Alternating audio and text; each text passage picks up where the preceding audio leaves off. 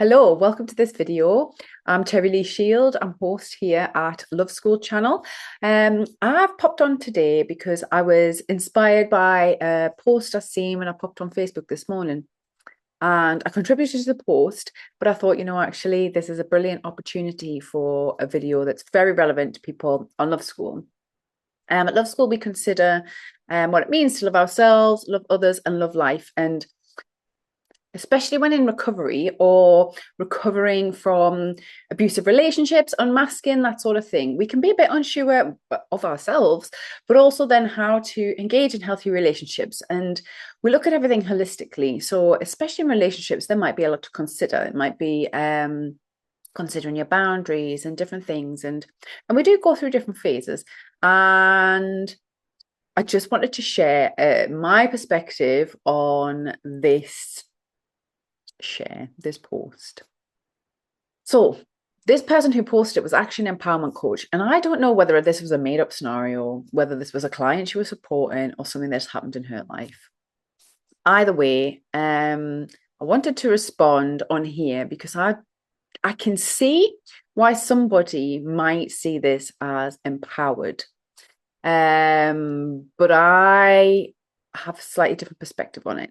So I'm going to share the post, and then I'm going to share my response, and then I'm going to break down some thoughts around it on this video, okay? This is the post. Scenario. You receive a message about how you've been a disappointment as a friend, not putting in enough effort. Do you A, beat yourself up for days, pondering how disappointing you are as a friend, a spouse, a sibling, colleague, and go into a shame spiral? B, reply with how sorry you are, plead for a second chance so that you can do better, and claim that you would never want to disappoint or upset someone else. Okay. Or C, read the message and consider it as to be a mismatch of perceptions, values, and energy, neither your fault or theirs, and move on with your life. That was the post, right? And then also in the comments, this person said, I'm going to take you from A through to B to end up at C, as if C was the final destination. We'll go into this a little bit later, because I think all of them responses are a wounded child ego response. And the reality is a mature, more evolved response has a little bit more consideration. Okay, because there's a lot involved. I mean, like option A, when we're looking at the shame spiral, yes, we need to address that. You definitely don't want to be kind of falling into a shame spiral if somebody calls you out on bad behavior. B, begging for attention and things and giving all the power to somebody else as if like you have to grovel and make it up for them. That was kind of posed again. It's like a wounded energy of not being enough, and needing that relationship, quite a grasping. Also, it kind of felt a little bit like a false kind of manipulation thing to me, actually. And C, just to be like, oh well, mismatch, go on my life, is so dismissive of the other person. Is rude. Especially if this is a friend, right? So I'm going to tell you what my response was that I put on the post, which was option D.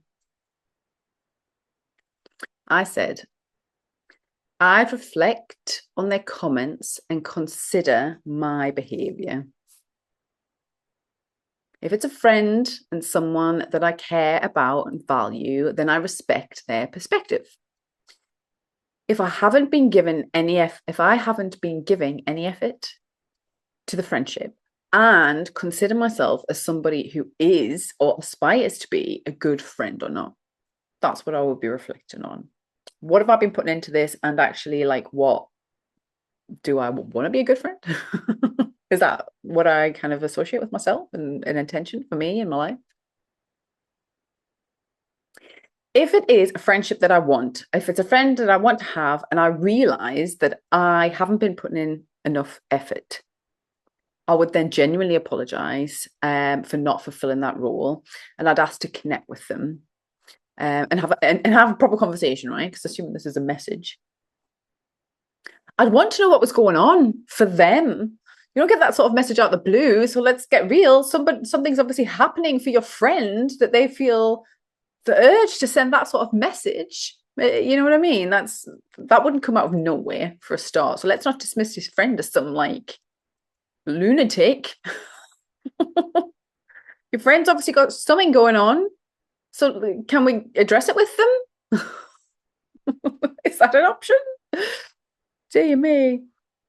And in that chat as well, after I found out what was going on for them, I'd want to know what are they wanting from the friendship. Let's get clear here. What are they expecting from the friendship? What wasn't I providing that they would like? How could I be a better friend? If I've decided I want to like be their friend and I want to be a good friend, what does that mean for them? And then I'd consider that. I'd consider what they want from the friendship and what I feel I could offer. And either at that time or maybe it's later would agree, would have a conversation. If someone obviously wants more than you can offer, you might have to address that. Like, oh, well, I can't call you every day, or I can't call you every week, or I can't meet up with you as much as I would like, but I can do this. So you negotiate the boundaries there. You negotiate the exchange of what the friendship's going to be.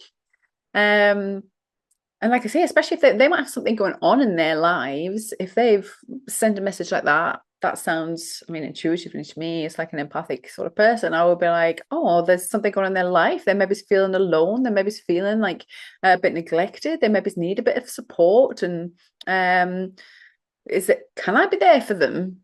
Can I be there for them a little bit more if I'm really struggling to be able to offer time to my friendships? Can I reshuffle my priorities or something, So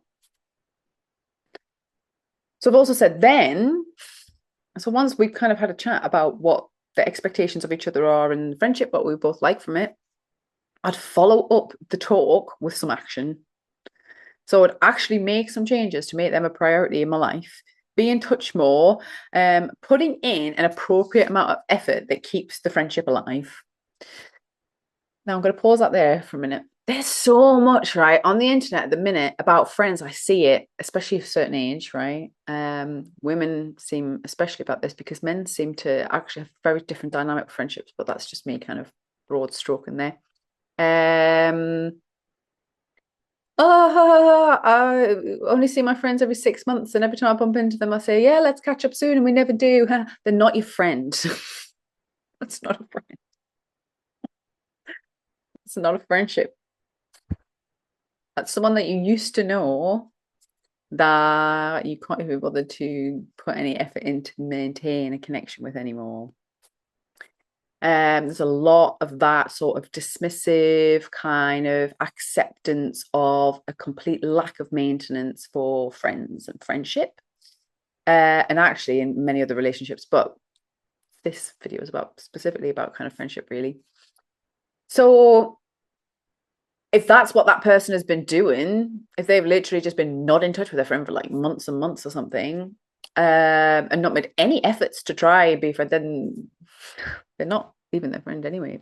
So there's more to explore there. Like, if you want to maintain a friendship, you're gonna have to make it a priority at some point. And people make all sorts of excuses, but I'm sorry, it takes seconds to write a text, minutes to write an actual message of any sort of a bit of depth. A phone call doesn't take that long.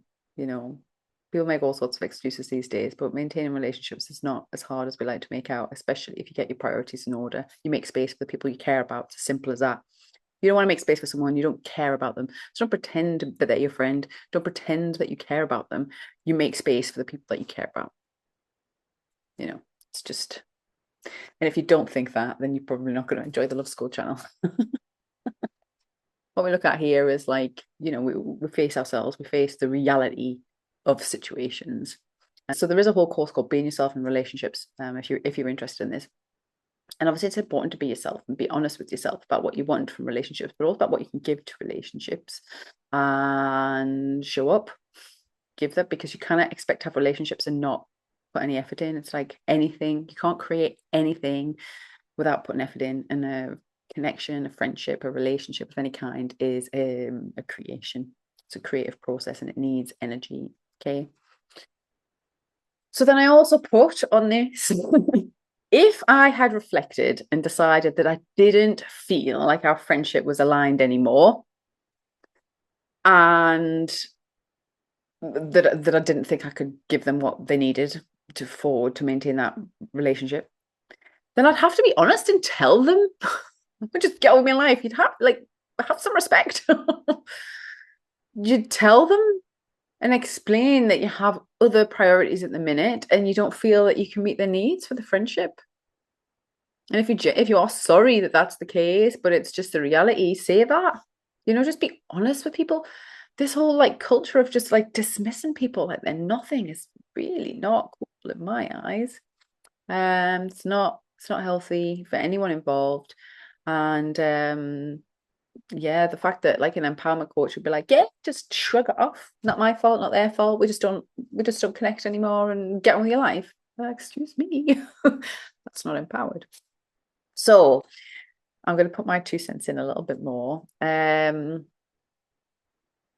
It's not empowered to treat other people like they're nothing or like they're meaningless to you, unless they are, and that's how you want to be. I mean, this is all choice, right? This is just my reflections. I'm just saying, and in some circumstances, that might be the case.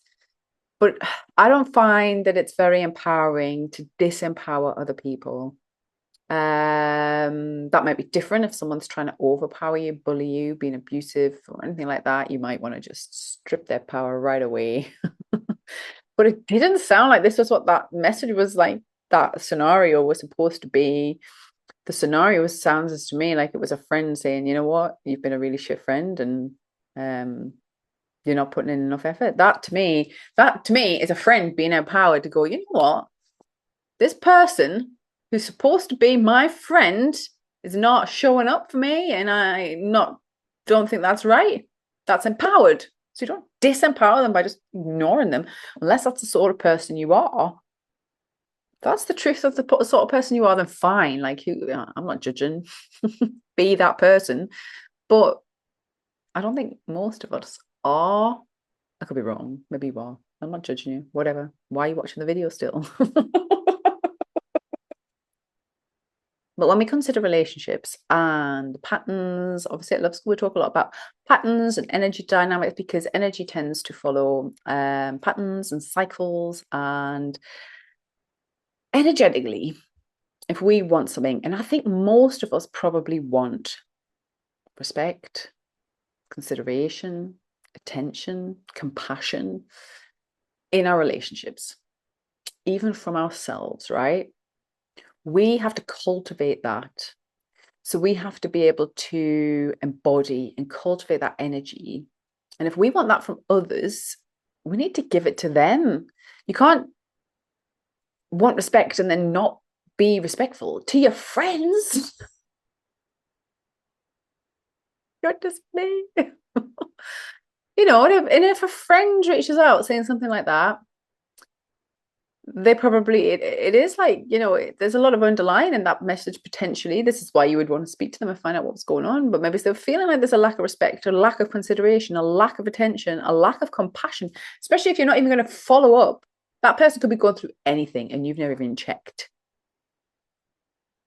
They could have had a horrible illness diagnosis. They could have lost a family member or had a bereavement or lost their job or be going through a really stressful time. Or they could have just found out they were pregnant and had a baby, or be going on a fabulous holiday and they want to share that with a friend. And you're just chucking them away. Come on. So I'm assuming if you're still here on this video that you want healthy dynamics in relationships. So therefore, we have to cultivate the qualities in ourselves that we would want from others and give it to others. Give it to ourselves first, potentially, because we want to be full. We want to be full of, whole wellness and stuff. And when we can, we give it to ourselves and then give it to others. And we try and cultivate ourselves and grow so we can do that and we can give it to others. And that's what a relationship is. It's reciprocity. That word. It's reciprocal. It's back and forth. You need to be able to trust each other that you're going to have those basics of respect and consideration and give each other some attention and have compassion for what's going on for each other. That is what a relationship is about. The other thing is, if we can't give that in, say, a friendship, right, for whatever reason, it's likely, might not be true, might not be entirely the whole picture. We would have to look at it and be realistic with ourselves. But it's likely a pattern that we have in relationships in general. So if we can't be that way in a friendship where we're considerate, respectful, compassionate, can give attention, can manage our own priorities so we can maintain our relationships, it's probably likely that we're also not going to be great in our love relationships, in our family relationships, in our colleague relationships, whatever that might be. Relationships tend to follow a bit of a pattern. So if someone's reflecting that back to you, that is really important information. That's like self-growth gold, right? If a friend, especially if this is someone, like I say, if it's a friend, someone you respect and appreciate their opinion, right? I mean, yeah, I wouldn't be friends with someone whose opinion I didn't respect. So if a friend actually said that to me, I would be like, that would be some serious self-reflection going on there. Really would, because I mean, at the minute with the stage I am at, I don't maintain relationships that I don't, if there's not that mutual respect in that, which I'll go into in a minute. But I think we've gotten very used to as well, like being on screens, using our phone a lot, being on social media, forgetting that the other person at the other end is like a real person. They have feelings, they have needs, they have lives going on.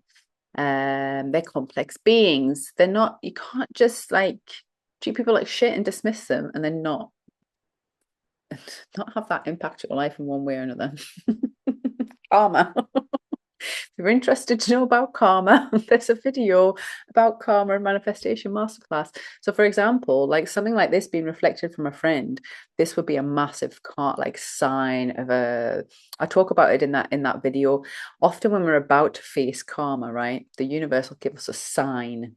It'll be like a warning, and it's not going to come. Warning: you are about to face some serious shit in your life. It'll come up as something that we're going to have to grapple with, right, to face ourselves. Are we going to learn and reflect and grow, or are we just going to keep doing what we're doing?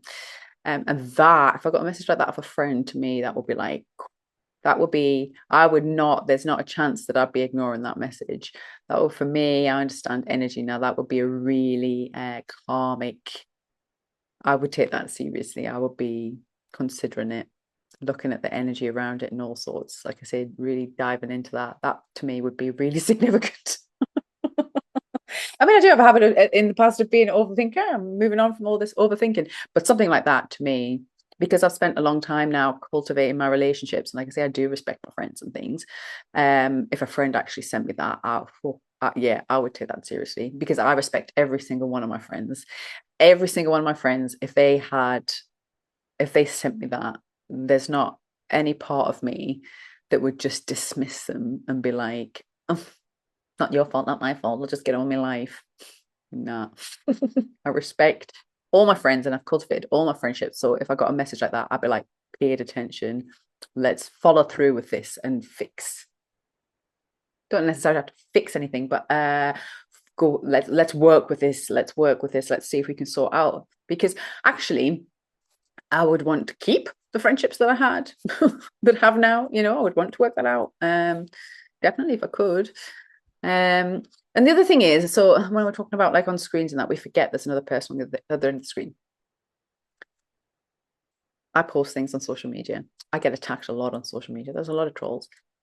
I'm not going to care what some troll on social media thinks. Sometimes I reflect on the comments. If it's, like I say, if something feels like really I need to pay attention, I don't dwell too much on the opinions of strangers. Just learned that, because I don't Yeah, you don't know me. I don't know you. I know that you've not invested any energy in me, so you don't know how I operate. You don't know the depths of my heart and soul, my intentions for life and all that. So I really don't care what your fleeting opinion is of me. But I do care what my friends think because they do know my intentions and a bit more depth about my heart and soul. And I care about them and they care about me. So we have to like give a level of priority to different relationships and how much weight we give to the feedback we're getting from others. Definitely part of empowerment to cultivate that. That's part of like cultivating our boundaries and things like that. And it's really important because otherwise you just become a mess if you really care about what every person on the internet whatever says to you. But it's very different when this is somebody who knows you. And then something else, if we've come from abusive backgrounds, conflict and family dynamics and all that, sometimes we can have toxic relationships. Sometimes when we take this time to reflect, we can actually see, you know what, this relationship isn't aligned for me anymore. I don't want it. You know what, this person is judging me unfairly and they're trying to manipulate me. I don't want it. We need to take these opportunities to reflect because it could be actually a sign that we are in a toxic relationship or you know what I mean? So we don't always have to take something on for ourselves. We can be like, well, I don't think you're being very supportive right now of my circumstances. They might be someone who thrives on all this drama and tries to create fights or arguments. This might be a pattern, a generational family pattern or something. You know what I mean? But the more we look at it and get aware and look, so not from this ABC response, as a mature, conscious being, we look at all angles, we'll consider how we move forward, especially if it's something that's significant like that. And anyone who's here, who's still here on this video, who's interested in cultivating better relationships and stuff, we probably have had a lot of relationship-based karma or potentially relational trauma. So becoming more aware of all the dynamics in it is very empowering, I found. And it can be a bit clumsy at first, even. Things like this can come up as the universe knows that we're working with the energies like that and stuff. But as we work through it and we gain that practice, it's like building strength in a muscle, isn't it? We get better and then we'll know down the line, because you will potentially lose relationships as you're changing and growing as a person. And that might be for the best. Sometimes we lose relationships and we don't necessarily want to, but we have to trust that that's for other purposes, and we have to respect other people's boundaries and choices and things like that as well. So as we kind of work with the relationships and what comes up, gain more discernment, more self-awareness, and just get better at knowing what we do and don't want in relationships for ourselves. And then it gets easier to discern if something like that happens, how we can respond and what's better in alignment for us moving forward. When we're growing, because these things happen through phases when you feel empowered, and you might have really, really tight boundaries because you might be like, nah, I'm not taking on that stuff. I don't need to listen to my friends. And it might feel empowering. It might even be empowering at the time. It's like ebbs and flows of everything. But I think in a self-growth journey, there's like this constant kind of polarity between self-acceptance and growth. We can accept ourselves in different phases, and sometimes we're confronted with ourselves and we're given an opportunity to grow.